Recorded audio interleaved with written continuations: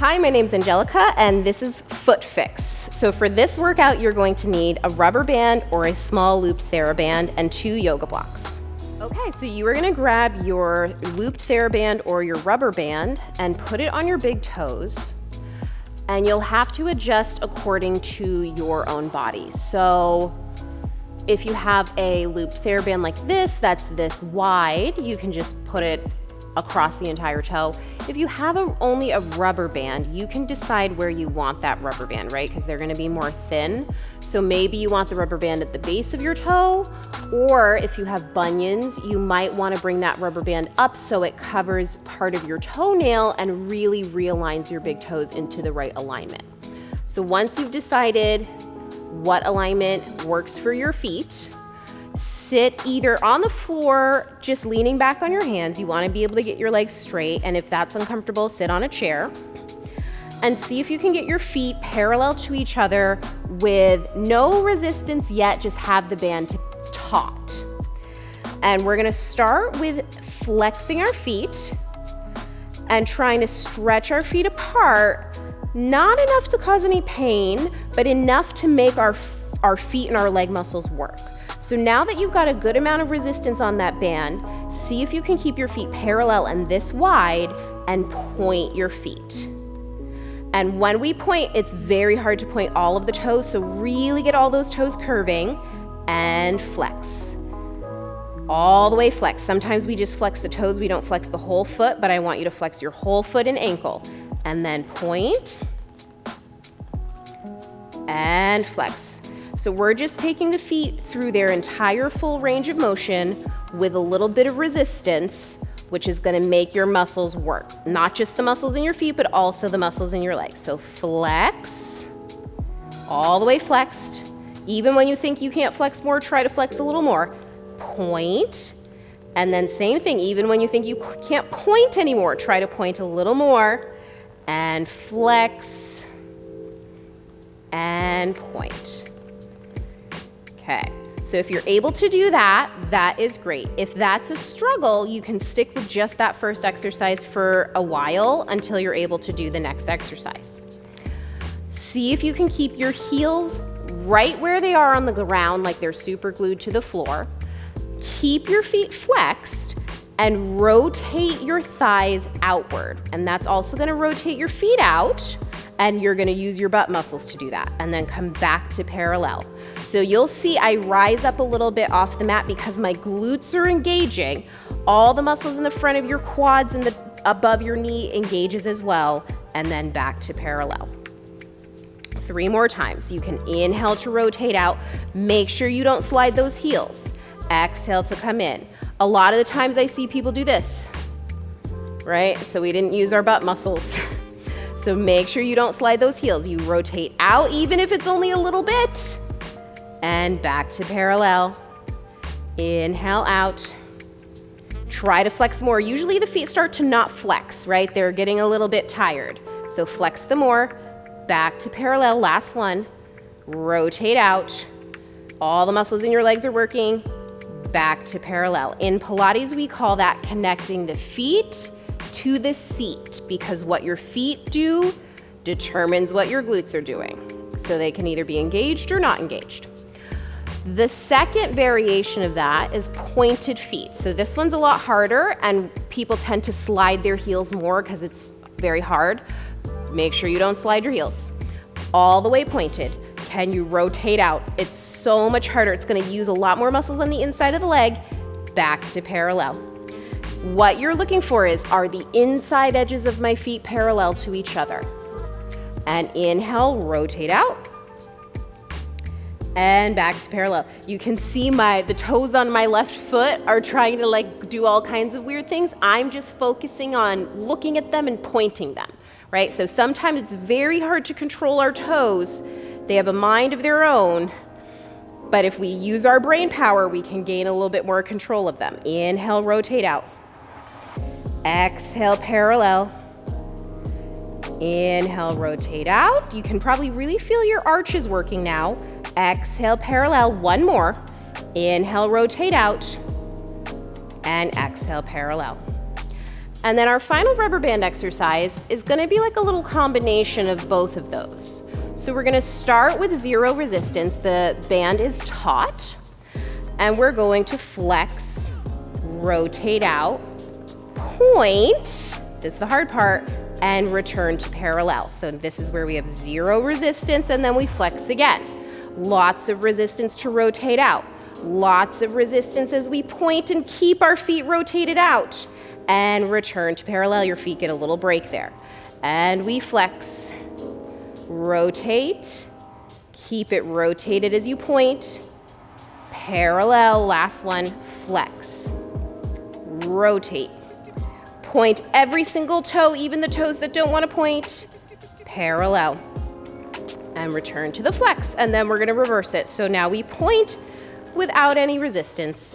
We turn out, that's the very hard part. Your toes try to do all kinds of crazy things. Flex, parallel, point, rotate out. I don't let my heels slide. Flex, obviously when I flex, my heels have to slide, but when I rotate, they don't slide.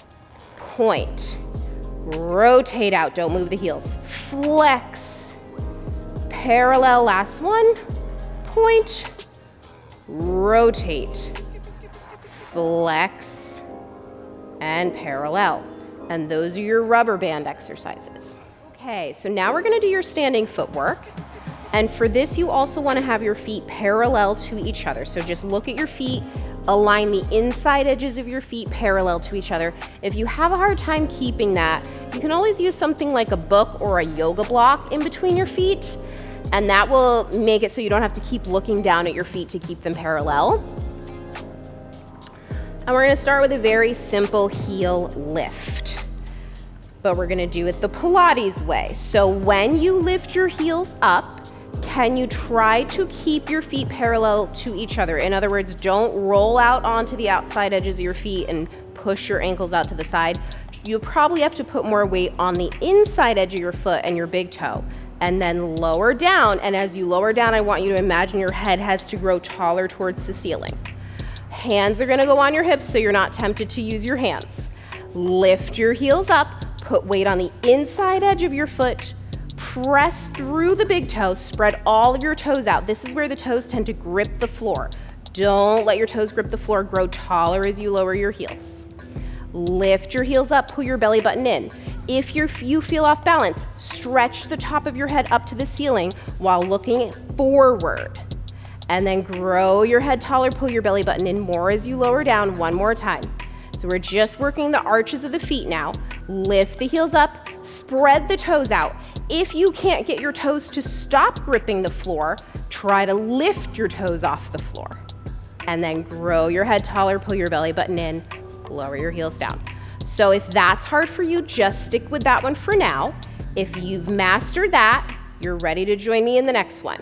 We're gonna add a little combination onto this heel lift. So lift your heels up and bend your knees a little bit. It's not gonna be a deep squat. It's gonna be just a tiny little challenge for the arch of the foot.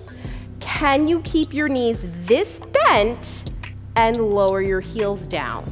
So now I'm in like a baby squat, and then straighten your legs. And again, I'll show you from the side. Lift the heels up. When I bend my knees, I cannot lean forward. I am imagining I'm against a wall. Then I will keep my knees this bent and lower my heels, which means my head also gets lower. Straighten the legs. One more time. Lift the heels. Bend the knees. If your toes are gripping the ground, try to spread your toes out. Lower your heels. Straighten your legs, and then we're gonna reverse it. So now, bend your knees first. If you bend too far, you're gonna feel like your heel starts to lift off the floor. Tiny little bend. Keep weight on the inside edge of your foot. Lift your heels up. So this is a really good challenge for the feet and the core. Grow your head to the ceiling as you straighten your legs. Pull your belly button in. Keep your head this tall as you lower your heels down. And bend. Check that your feet are parallel to each other because they tend to move. Lift your heels. Straighten your legs. Use your core, use your glutes. Lower your heels. One more.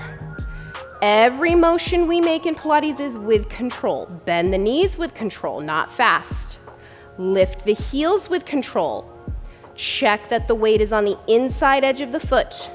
Straighten the legs, pull the belly button in. Keep your head this tall as you lower your heels down.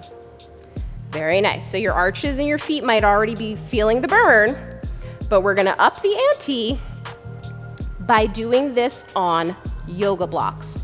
If you don't have yoga blocks, you can do this on a stair or a raised platform, anywhere that's a little bit raised where you can just get the balls of your feet onto a little platform. So, same thing, parallel feet. We're only going to allow the balls of the feet to go onto the platform now because that's going to work your foot muscles a lot more than being on a flat surface. So you don't want to be too far back where you're feeling real wobbly. You want to get your full ball of your foot on there, but don't let your toes start to come off the front edge. And then if you have trouble balancing, just do this near a wall. Hands on the hips. And we're just gonna start with the heel lift. What's nice about being on the platform is when you lower your heels, you get a really nice stretch. Usually it's in the calves. And lift the heels. And lower. Really, really low, lower than the blocks. And lift. And lower. Pull the belly button in, use the glutes, and lift. And one more time, lower. And step off, give your feet a break. Your feet get tired very quickly on the blocks. So it's always good to kind of give them a little bit of a break. As soon as your muscles get tired, you can't have good form anymore. So it's important to take breaks and let your muscles reset. So now let's do the combination. Balls of the feet come onto the blocks. Let's start with our heels very low. Hands on hips. We always pull the core in.